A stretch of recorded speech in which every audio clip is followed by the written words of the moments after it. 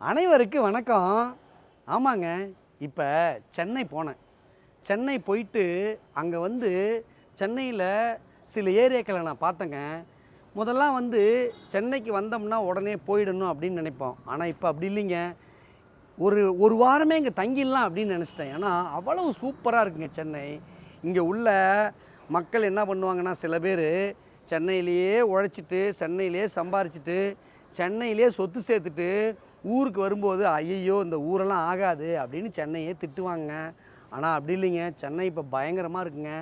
எல்லா மக்களும் உழைக்கிறாங்க, பரபரப்பாக இருக்கிறாங்க.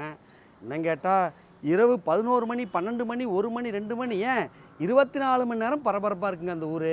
உண்மையாகவேங்க சென்னை இந்த உலகம் இருக்கிற வரைக்கும் சென்னை இன்னும் நல்லா இருக்கணுங்க. ஆனால் ஒன்றே ஒன்று தாங்க எனக்கு வருத்தம். என்னென்னா, என்னோடய காலேஜ் போனேன். நான் படித்த காலேஜுக்கு சிபிடி சென்ட்ரல் பாலிடெக்னிக்கு ஆசியாவிலே நம்பர் 1 பாலிடெக்னிக் காலேஜுங்க. ஆனால் இன்றைக்கி அப்படிலாம் இல்லைங்க, பாழடைஞ்சிருக்குங்க. அது என்ன காரணம்னு தெரியல. ரொம்ப வருத்தமாக இருந்துச்சுங்க. நான் என்னோடய கிளாஸ் ரூம்லலாம் போயிட்டு உட்காந்தம்போது பார்த்திங்கன்னா ரொம்ப கஷ்டமாக இருந்துச்சுங்க. ஏன்னா மெயின்டெனன்ஸே இல்லைங்க. அது ஒன்று தாங்க வருத்தம். அரசாங்கத்துக்கிட்ட இதன் மூலம் கோரிக்கை வைக்கணும். ஆனால் பார்க்கலாம் இது நடக்குமா நடக்காதான்னு சொல்லிட்டு. ரொம்ப திருப்தியாக இருந்துச்சுங்க. கண்டிப்பாக சென்னையில் இன்னும் நிறைய நாள் தங்கணும் போல் இருக்குங்க. நன்றிங்க. அடுத்த வீடியோவில் நிறைய பேசுகிறேன். நன்றி.